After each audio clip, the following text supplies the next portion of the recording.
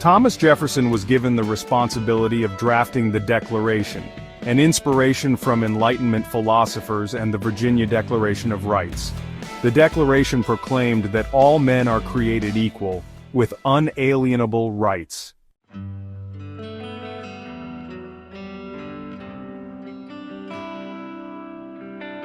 Debates and revisions forging unity word by word. Jefferson's draft wasn't just rubber-stamped and sent on its way. Oh no, this was a document born from debate, compromise, and the occasional shouting match. The Continental Congress, a diverse group with differing priorities and regional concerns, dissected every phrase, every comma, shaping the Declaration into a document that truly represented the collective will of the new fledgling nation.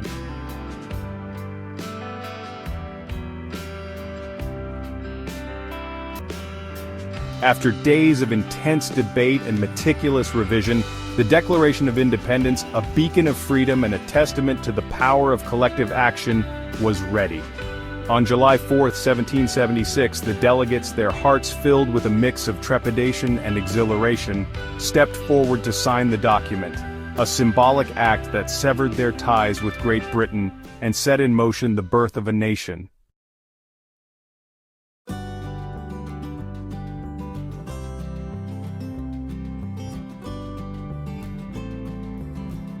The Declaration's assertion that all men are created equal, while seemingly straightforward, was a radical departure from the prevailing social order of the time. It challenged the legitimacy of monarchies, aristocracies, and any system that privileged some over others based on birth or social standing.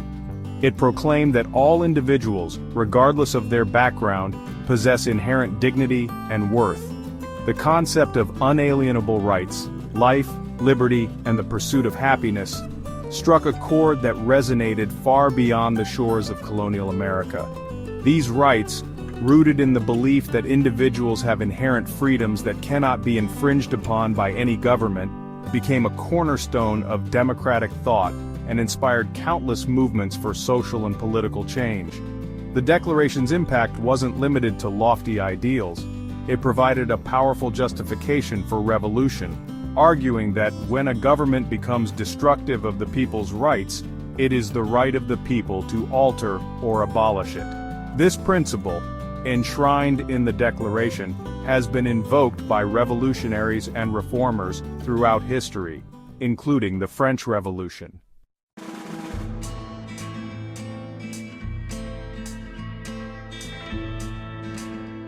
A legacy of liberty. The Declaration's enduring relevance. Over 2 centuries have passed since that hot July day in Philadelphia, when the Founding Fathers signed their names to a document that would change the world.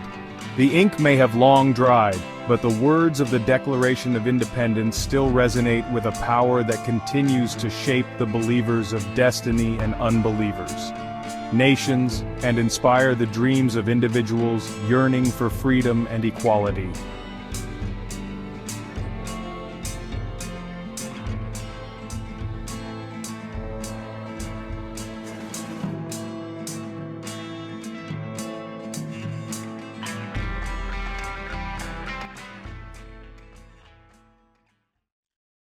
Hello guys, welcome to Let's Book, which is an episode of US Laws and Visa Services. Today we will examine the US Declaration of Independence. Let's start. In Congress July 4, 1776, the unanimous Declaration of the 13 United States of America. When in the course of human events it becomes necessarily for the one people to dissolve the political bonds which have connected them with another and to assume among the powers of the earth the separate and equal station to which the laws of nature and of nature's God entitle them, a decent respect to the opinions of mankind requires that they should declare the causes which impel them to the separation. We hold these truths to be self-evident, that all men are created equal, that they are endowed by their Creator with certain inalienable rights. That among these are life, liberty, and the pursuit of happiness.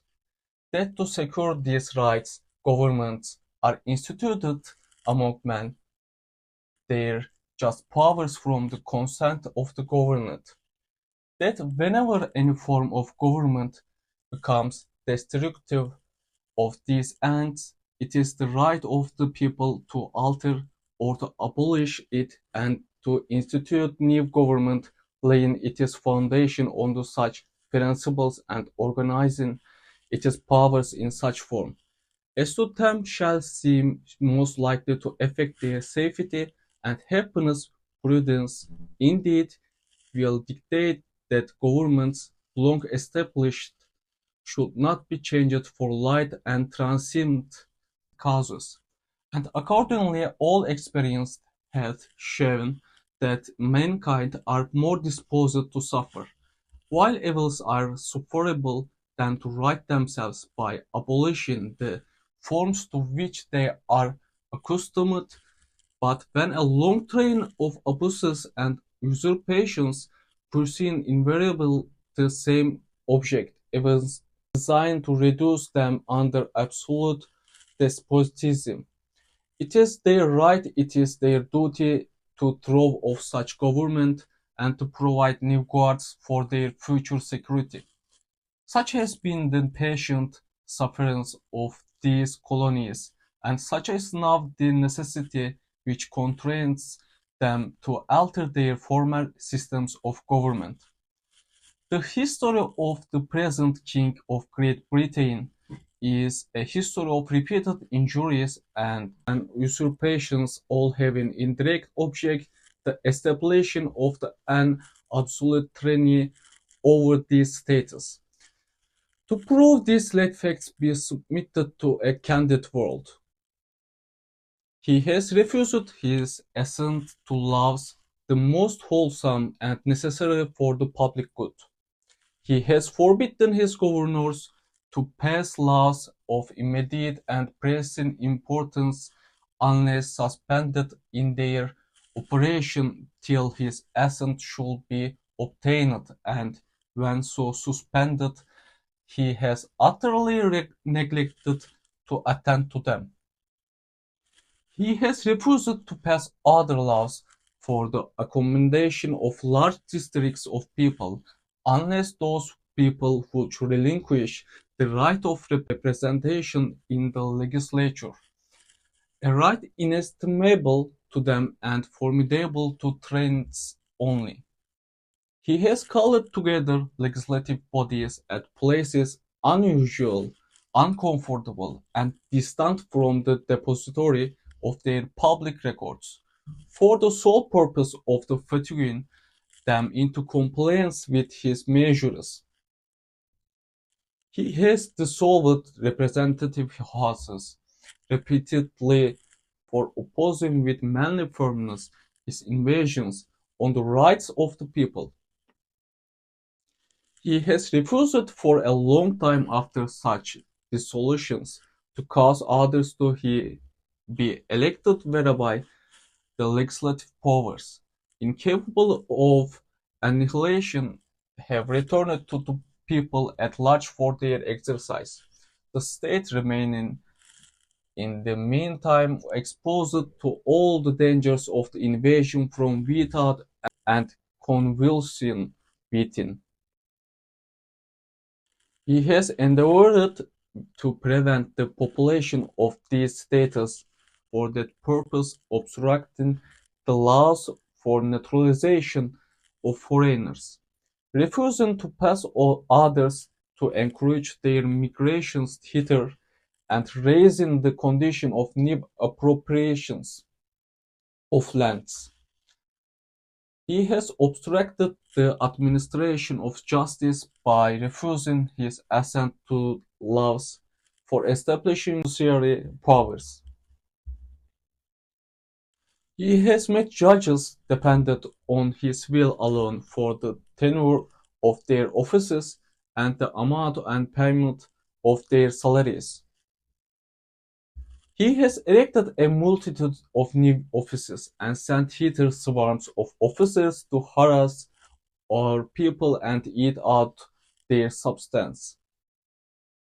He has kept among us in times of peace standing armies without the consent of our legislators. He has effected to render the military independent of and superior to the civil power. He has combined with others to subject us to a jurisdiction foreigner to our constitution, and acknowledged by our laws, giving his assent to their acts of pretended legislation. For quartering large bodies of armed troops among us, for protecting them by a mock trial from punishment for any murders which they should commit on the inhabitants of these states, for cutting off our trade with all parts of the world, for imposing taxes on us without our consent, for depriving us in many cases of the benefits of trial by jury, for transporting us beyond seas to be tried for pretended offences, for abolishing the free system of English laws in a neighbouring province, establishing therein an arbitrary government and enlarging its boundaries so as to render it at once an example and fit instrument for introducing the same absolute rule in these colonies, for taking away our charters, abolishing our most valuable laws, and altering fundamentally the forms of our governments, for suspending our own legislators and declaring themselves invested with power to legislate for us in all cases whatsoever. He has abdicated government here by declaring us out of his protection and waging war against us. He has plundered our seas, ravaged our coasts, burnt our towns, and destroyed the lives of our people. He is at this time transporting large armies of foreign mercenaries to complete the works of death, desolation, and tyranny, already begun with circumstances of cruelty and perfidy scarcely paralleled in the most barbarous ages, and totally unworthy the head of civilized nation. He has constrained our fellow citizens, taken captive on the high seas, to bear arms against their country, to become the executioners of their friends and brethren, or to fall themselves by their hands. He has excited domestic insurrections amongst us, and has endeavored to bring on the inhabitants of our frontiers the merciless Indian savages whose known rule of warfare is an undistinguished destruction of all ages, sex, and conditions. In every stage of these operations, we have petitioned for redress in the most humble terms. Our repeated petitions have been answered only by repeated injury. A prince whose character is thus marked by every fact which may define a tyrant is unfit to be the ruler of a free people. Nor have we been wanting in attentions to our British brethren. We have warned them from time to time of attempts by their legislature to extend an unwarrantable jurisdiction over us. We have reminded them of the circumstances of our emigration and settlement here. We have appealed to their native justice and magnanimity, and we have conjured them by their ties of our common kindred to disavow these usurpations which would inevitably interrupt our connections and correspondence. They too have been deaf to the voice of justice and consanguinity. We must, therefore, acquiesce in the necessity which denounces our separation and hold them as we hold the rest of mankind. Enemies in war, in peace friends.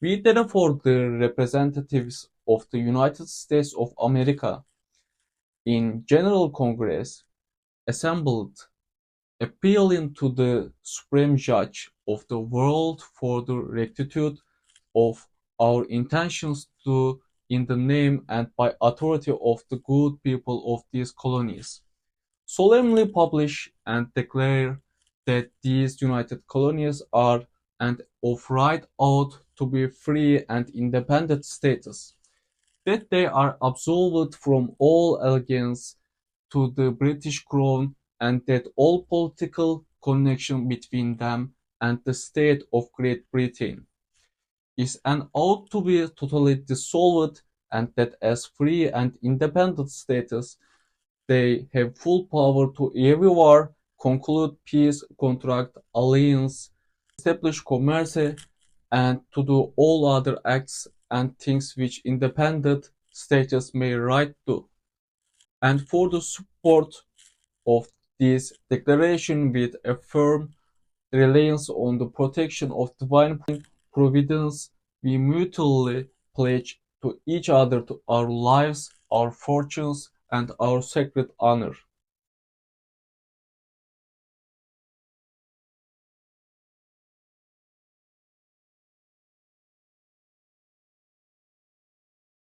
Don't forget to like, comment, and subscribe.